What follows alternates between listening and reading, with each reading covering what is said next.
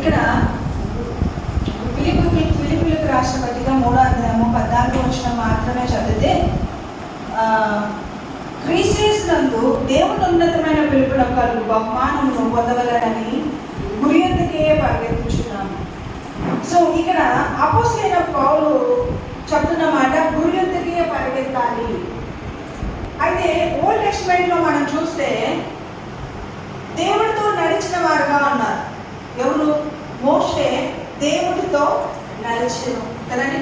అహరోను దేవుడితో నడిచి వెళ్ళెను. సో ఇలా ఏలియా దేవుడితో నడకగలిగిన వాడుగా ఉన్నాడు. ఓల్డ్ టెస్టమెంట్లో అంతా దేవుడితో నడిచిన వారిని న్యూ టెస్టమెంట్లోకి తీసుకెళ్తే అపోస్తలుడైన పౌలు, నా పరువు నేను కడముట్టించిన కొరకు వెనుకున్న వాటిని మర్చి ముందున్న వాటి వరకు వేగిరపడుతున్నాను అని అంటున్నాడు. అలాగే ఇక్కడ ఏమంటున్నారు? ఫిలిప్పీలకు రాష్ట్ర పత్రిక 3:14లో గురి ఎద్దుకే పరిగెత్తుచున్నాను. ఈ న్యూ టెస్టమెంట్లోకి వచ్చేసరికంతా పరిగెత్తాలి అని చెప్తున్నాను. మరి ఇప్పుడు అంత్యకాల దినంలోకి వచ్చినాం అన్నమాట. అంత్యకాల దినంలోకి వచ్చినప్పుడు గర్జించు సింహం వలె ఎవరిని మృగుదునా అని మొదటి పేతురులో సాతానుడు ప్రయాసపడుతున్నాడు. 5వ అధ్యాయం కదండి. అంటే ఈరోజు అపవాదైన సాతానుడు మనల్ని మృగాలని ప్రయాసపడుతున్నాడు. వాడు ఆహార్నిషాలు ఇంతగా లేకుండా గర్జించే సింహం వలె ఉన్నాడట. వాడు సింహమా అండి? కాదు. ఎందుకు సింహం కాదు అంటే వాడు ఘట సర్పం కాబట్టి గర్జించే సింహం అయినాడు. ఎవరిని మృంగుతున్నా అంటున్నాడు. అంటే సింహం మింగుతుందా? సింహం మింగదు. ఏం చేస్తుంది సింహం? చీల్చేసి రక్తాన్ని తాగి చీల్చేసి దిగలేదు. కానీ పాము చీల్చలేదు, రక్తాన్ని తాగలేదు, ఒకటేసారి మింగేస్తుంది కదా. మరి దేవుని యొక్క మహిమోన్నతమైన కృప మన జీవితాలలో, మన పరిస్థితులలో మనమే కోరుకుంటున్నాం అనేది చాలా ఇంపార్టెంట్. మరి దేవుని చిత్తాన్ని నెరవేర్చే వారు బలశాలుగా పరిగెత్తాలి అనేది దేవుని శుభ్రత అంటే ఆత్మలో పరిగెత్తాలి. మరి పరిగెత్తడం అంటే నిజంగా వేగంగా పరిగెత్తడం అని, వేగంగా పరిగెత్తి నేనే బహుమానాన్ని పొందుకోవాలని అన్నాడా అపోస్తలుడైన పౌలు? ఇప్పుడు మన జీవితంలో 3 స్టేజెస్ ఉన్నాయి. ఆవరణము, పరిశుద్ధ స్థలము, అతి పరిశుద్ధ స్థలం. ఈ ఆవరణంలో యాజకుడు అవసరం. యాజకుడు బలిని తెచ్చినప్పుడు ఆ బలిపీఠం మీద పెట్టడానికి ముందరగా ఆ యొక్క పాప పరిహారార్థ బలిగా తెచ్చినప్పుడు వారి చేతుల్లో ఆ గొర్రెపిల్ల మీద పెట్టినప్పుడు ఆయన ప్రార్థించాలి. ఆ పాప ప్రక్షాళన జరిగిన తర్వాత ఈయన కూడా దాన్ని దీవించి అప్పుడు బలియాగానికి సిద్ధపరచాలి. అంటే ఒక విశ్వాసికి సేవకుడు చాలా అవసరం కదండి. ఇది మనం సేవకుడు ద్వారా మనం ఆశీర్వదించుకుంటాం. కానీ యేసు ప్రభు వచ్చిన తర్వాత అన్యులు సైతం ఆవరణంలో నుండి పరిశుద్ధ స్థలాల్లోకి ఎంటర్ అయ్యారు. ఈ పరుగు ఎలా ఉంది అంటే క్రీస్తు వచ్చిన తర్వాత అతి పరిశుద్ధ స్థలంలోనికి వెళ్ళడానికి కావాల్సిన కృప ఆయన మరణించి పునరుద్ధారుడైన తర్వాత దొరికింది. అంటే ఆవరణంలో ఏముంటాయంటే, ఆవరణంలో దీపపు స్తంభము, సముఖపు రొట్టెల బల్ల కదండి. మరి వాక్యము వెలుగు అవుతుంది. ఇప్పుడే బ్రదర్ ప్రార్థన చేసినాడు, వాక్యం వెళ్ళడంతోనే వెలుగు కలుగు 119, 130 కదండి. అంటే ఎప్పుడైతే వాక్యం మనకు తెలుస్తుందో అది ధనమంట, అది మనకు ఐశ్వర్యాన్ని తెస్తుందంట, అది మనకు ఆరోగ్యాన్ని తెస్తుందంట. రెవల్యూషన్ మనకు అవసరం. వాక్యంగా చదివి ఇంకా ఇప్పుడు కూడా అనేక సంఘాలు ఉన్నాయి, వాక్యముగా వింటున్నారు, కానీ వాక్యములో ఫలింపు లేని వారు ఉన్నారు. కానీ ఇక్కడ ద్రాక్షవల్లిని నేను తీగలు మీరు, నాలో ఫలింపుని ప్రతి తీగను నేను తీసి పారవేస్తానని అన్నాడు. అవునండి. కాబట్టి ఈరోజు మనం ఫలించాలి అని మరి ఎక్కువగా దేవుడు కోరుకుంటున్నాడు. కానీ వాక్యాన్ని ఎక్కువగా నెమరు వేసుకోవాలి. వాక్యాన్ని నెమరు వేస్తూ వాక్యానుసారంగా నువ్వు ఎలా ఉంటున్నావో చూసుకోవాలి. ఒకరిని శిష్యులుగా చేయాలి. మరి మీరందరూ ఇలా సండే వస్తున్నారు కదా, మీరు ఎంతమందికి సమరేశ్వరి లాగా ఈరోజు నేను చర్చిపోతున్నాను, వస్తే నేను మిమ్మల్ని తీసుకెళ్తాను అని వారం రోజుల నుండి మీ ఆత్మ కోసం ప్రార్థన చేస్తున్నారు. ఒకరు ఒకరినైనా రక్షించాలి ఒక వారంలో అని టార్గెట్ కలిగి ఉన్నారు. ఎందుకంటే సేవకులుగా మేము మీ అందరి నిమిత్తం ప్రార్థిస్తే పరిచారకులుగా మీరు వెళ్ళి మీ ప్రయాసను మీరు సమర్పించాలి. ఎందుకంటే ఇక్కడ ఓల్డ్ టెస్టమెంట్లో లేము, ఇప్పుడు మనం న్యూ టెస్టమెంట్లో ఉన్నాం కాబట్టి ప్రతి ఒక్కరు యాజకత్వం కిందికి వచ్చినారు. ఆవరణంలోకి వచ్చిన మనము ఏం చేయాలంటే గొర్రెల కొరకు ప్రార్థన చేయాలి, తప్పిపోతున్న గొర్రెల కొరకు మనం విజ్ఞాపన చేయాలి. నువ్వు ఒకటి కొరకు ప్రయాసపడేవారుగా ఉండాలి. కాబట్టి ఈ వారము నా కుటుంబంలో ఒకరిని నేను టార్గెట్ పెట్టుకోవాలా, నా ఇంటి పక్కల వారిని ఒకరిని టార్గెట్ పెట్టుకోవాలన్న ఒక బలమైన కోరిక కలిగి ఉండాలి. ఎందుకంటే సమయం కొంచెమే ఉంది అండి. సాధారణ నిద్రపోవడం లేదు, సాధారణ ప్రజలు నిద్రపోవడం లేదు, కానీ మనము ఆయన మేము గొర్రెల వంటి బలమైన ఆహారాన్ని భుజిస్తున్నప్పటికీ, అవునా, మరి ఇంత గొప్ప సేవకుడిని మీకు ఆత్మీయ తండ్రిగా ఇచ్చినాడు అటు లేదు కదండి. మరి ఆ సేవకుడి యొక్క శ్రేష్టమైన వాక్కులను బట్టి మీరు ముందుకు వెళ్తున్నారు. దేవునికి స్తోత్రం. ఈ మంచి గోధుమల చేత తృప్తిపరచబడుతున్న మీరు, క్రొమ్మిన విందును ఆస్వాదించినట్టుగా ఆస్వాదిస్తున్న మీరు, మీ గృహాలలో ఉన్న వారి నిమిత్తం ప్రార్థన ఎందుకు చేయడం లేదు? ఒక్క ఆత్మనైనా రక్షించాలనే భారం మీకు ఎందుకు లేదు కదండి. మీరు అన్ని భాషలలో మాట్లాడుతున్నారు కదా, అలాగే మీ ఇష్టమైన వ్యక్తులని ఎవరైతే మారు మనసు పొందారో వారి పేర్లను ఒక వైట్ పేపర్ మీద రాసుకుని అతి పరిశుద్ధ స్థలంలోనికి వెళ్ళలేదు, మీరు ఇంకా ఆవరణంలో నుండే చెప్తుంది. ఆవరణంలో ఉన్న మీరు, దేవా నాకు ఈ జ్ఞానం అనిపించబడింది కాబట్టి ఈ పరుగులు నేను ఉన్నాను కాబట్టి నేను ఒక్కదానిగా వచ్చి నేను అనేకులకు ఆశీర్వాదకరంగా ఉండాలి. అట్లీస్ట్ నా కుటుంబానికి, అట్లీస్ట్ నా ఊరికి. సమయశ్రీ ఎంతమందికి ఆశీర్వాదకరంగా ఉందండి? ఊరి అంతటికి ఆశీర్వాదకరంగా ఉంది. ఎన్ని సువార్తలు విన్నారు, ఎన్ని సండేలు జరుపుకున్నారు. మరి మీరు ఎందుకని అనేకులకు ఆశీర్వాదకరంగా ఉండకూడదు? దేవునికి మహిమ కలుగును గాక. నేను మీ అందరూ బలంగా ప్రార్థిస్తున్నప్పుడు ఇక్కడ నేను కూర్చొని చూస్తుంటే దర్శన రీతిగా అక్కడంతా ఖాళీ స్థలం ఉంది కదండి. ఆ ఖాళీ స్థలం అంతా ఒక ఐరన్ షెడ్ వేసేసి పెద్ద హాల్ దేవుడు మీకు అప్పగించినట్టు చూస్తున్నాను. దేవునికి మహిమ కలుగును. మళ్ళీ మీరు పెద్ద హాల్ వేసినప్పుడు నేను ఇక్కడికి వస్తాను. ఆమేన్. హల్లెలూయా. అంటే మీ ప్రార్థన ఆలకిస్తున్నాడండి.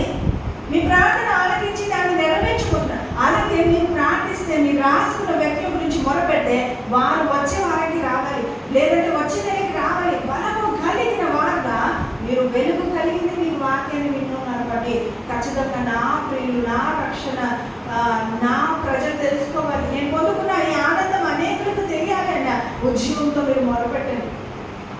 పడిపోవడం దేవుని చిత్తం కాదు. వెనుకున్న వాటిని వచ్చి ముందున్న వాటి కొరకు పరిగెత్తుతున్నారు. భర్త వదిలేసినారనో, పిల్లలు వదిలేసినారనో, కుటుంబం వదిలేసినారనో, ఇలా వాటి గురించి చూస్తూ మనం ఉండిపోతే సాతానుడు దొంగిలించిన కొరకు వచ్చినాడు కదా, నాశనం చేయడానికి వచ్చినాడు, తర్వాత చంపేయడానికి వచ్చినాడు. ఏమి దొంగిలిస్తాడు? ఫస్ట్ ఆఫ్ ఆల్ అంటే అయ్యో నా భర్త, అయ్యో నా పిల్లలు, అయ్యో నా జీవితం, అయ్యో నా సంసారం, ఇలా బాధపడుతూ ఉండడానికి మాత్రమే సాతానుడు మనల్ని బలహీనతలోనికి తీసుకువెళ్ళిన తర్వాత నిజంగా కుటుంబ జీవితం నాశనం. అయితే అక్కడే ఆగి అపవాది వైపు చూడకుండా, భర్త వైపు చూడకుండా, కుటుంబం వైపు చూడకుండా దేవుని ఆరాధించు, గొప్పగా దేవుని నామం ఎత్తిపట్టి ప్రార్థించు, దేవుని రక్త ప్రోక్షణ కిందికి ఎత్తిపట్టి ప్రార్థించు. అప్పుడు దేవుడు గొప్ప కార్యాలు జరిగిస్తాడు. హల్లెలూయా.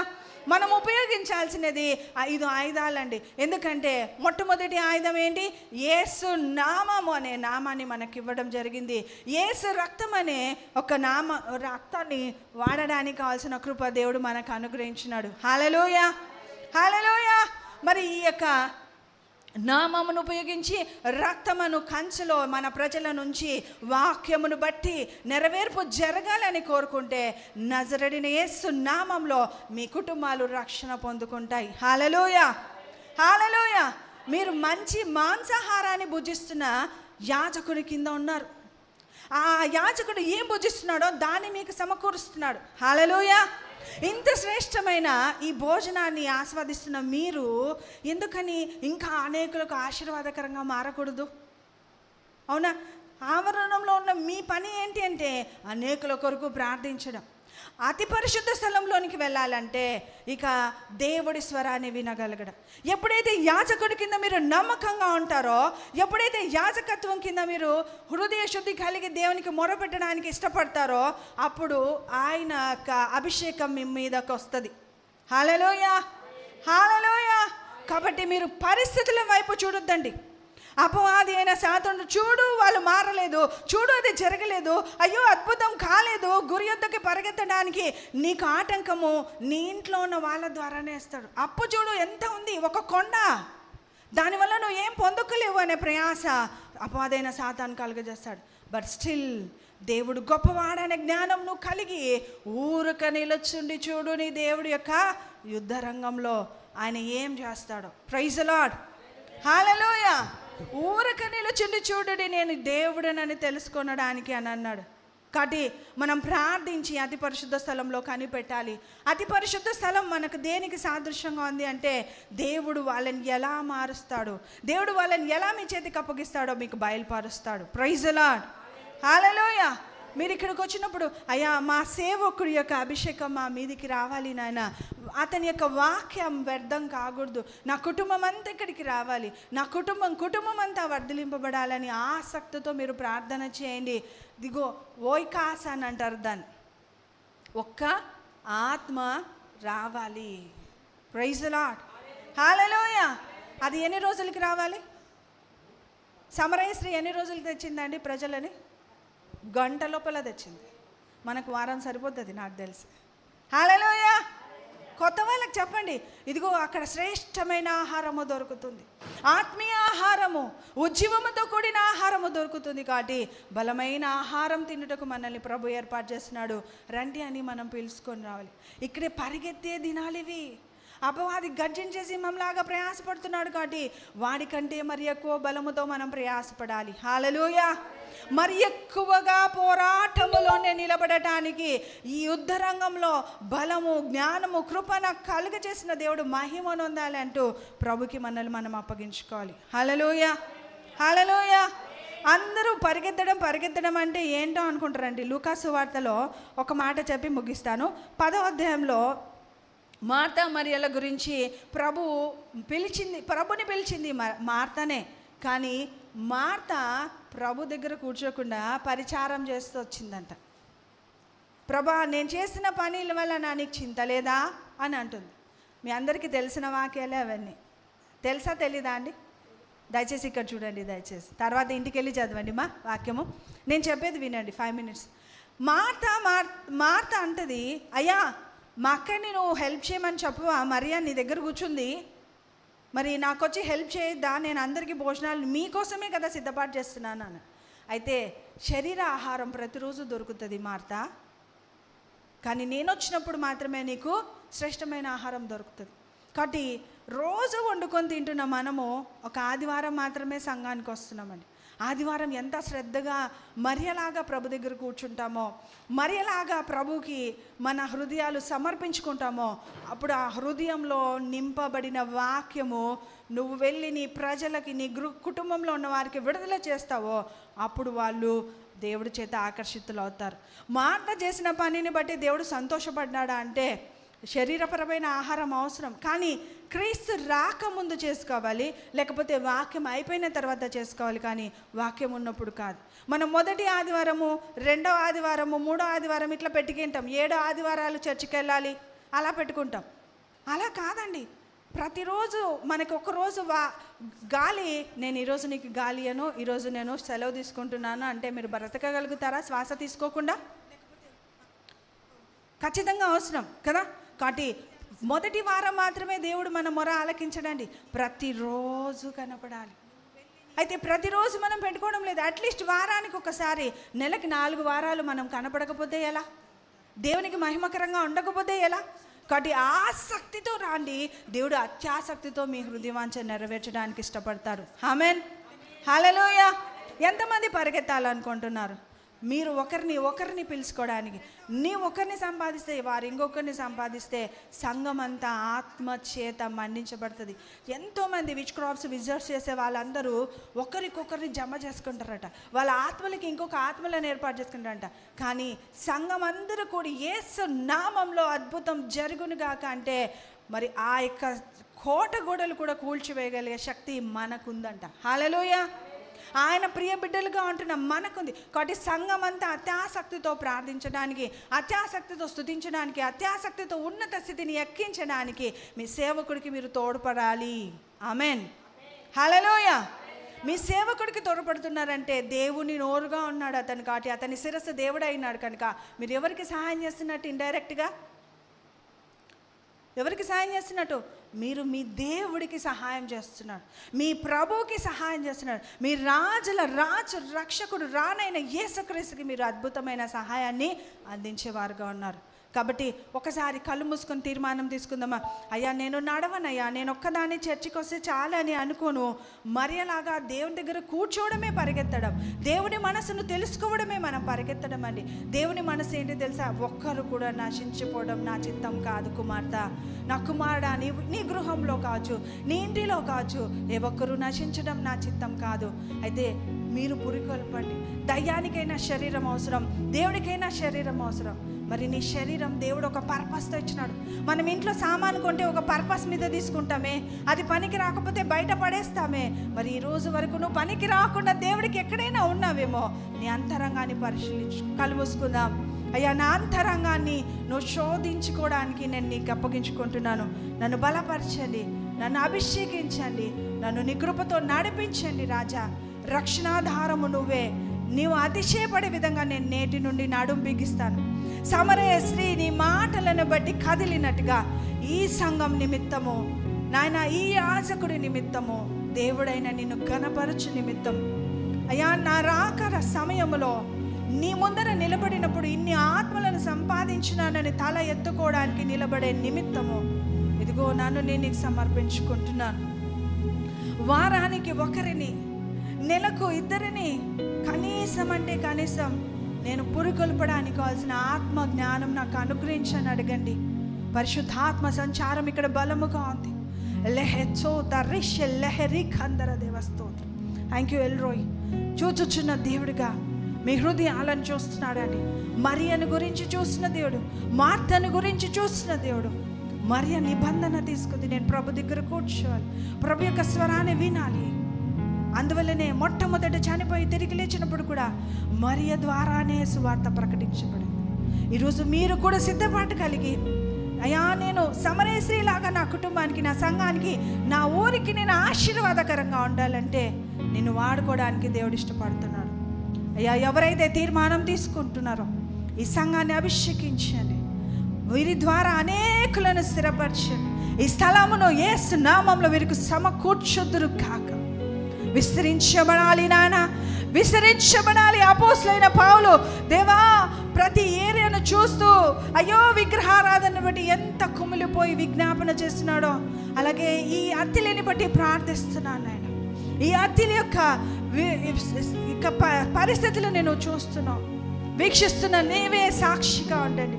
మీరు మీ యాజకుని ఇక్కడికి సమకూర్చిన విధానాన్ని బట్టి అతని పట్ల మీరు జరిగించుకోవాల్సిన కార్యాలన్నిటిని జరిగిస్తూ మహిమ నొందుతురు కాక. అసాధ్యాలని సాధ్యపరచు దేవుడుగా ఘనకార్యములను పూనుకొందువు గాక. ప్రతి ఒక్కరి చేతిపడి చిల్లంగితనాలన్నిటినీ విడిపించగలిగిన మీరు ఆత్మలో నలిగిపోతున్న ప్రజలు అనేకం ఇక్కడికి రాబోతున్నారు. నేను నలిగిపోతున్న వారు శారీరకంగా, మానసికంగా, అప్పులు, ఇరుకులు, ఇబ్బందులలో ఉన్న వారికి గొప్ప విడుదల కేంద్రముగా ఈ యొక్క స్థలముండును గాక. అయ్యా ఈ స్థలము నిజముగా యెహోవా దర్శించిన స్థలముగా, మహానయముగా మార్చి అనేకులు నీ యొక్క సన్నిధిని అనుభవించే రీతిగా అభిషేకిస్తున్నావు. స్తోత్రములు, స్తోత్రములు, స్తోత్రములు నాయన. నీ కృపను విస్తరింపచేసి నీ రాజ్య విస్తరణకి అనేకులను ఆకర్షించబోతున్న స్థలంగా ఈ స్థలాన్ని అభిషేకిస్తున్నావు. స్తోత్రం. అధికారిని అభిషేకిస్తున్నావు నాయన. అప్పు, ఇరుకు, ఇబ్బందిని యేసు నామములో నిర్వీర్యం చేస్తూ పరలోకపు ద్వారాలు తెరుస్తూ మహిమతో నింపి మహిమాన్వితుడు యజమానుడు ఏలమని యేసు నామములో ప్రార్థిస్తూ అఖిల్ డేవిడ్ బ్రదర్ని, ఒక ప్రవక్తగా ఇక్కడ స్థిరపరుస్తున్న విధానాన్ని బట్టి, నలుమూలల వాడుతున్న విధానాన్ని బట్టి ఇంకా మీరు మహిమనందు కార్యాలు జరిగించి యజమానుడు ఏలమని యేసుక్రీస్తు ఉన్నతమైన నామమున అతిశయకారకుడైన మీ కృపకు అప్పగించి బ్రతిమలాడి పెట్టుకుంటున్నాము తండ్రి. Amen. Amen. Praise the Lord. God bless you.